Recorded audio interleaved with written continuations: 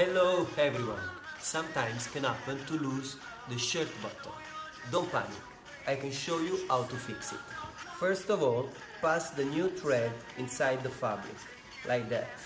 Then into the hole of the button, like this, and again into the hole of the button and inside the shirt, like that. Do this passage 3 times. Then turn around the button like this and close, making a little notes inside like that.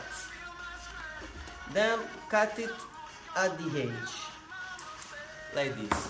I did it in front of my tailor, but if you do it in front of your girlfriend, she will feel really attracted by your performance. Ciao!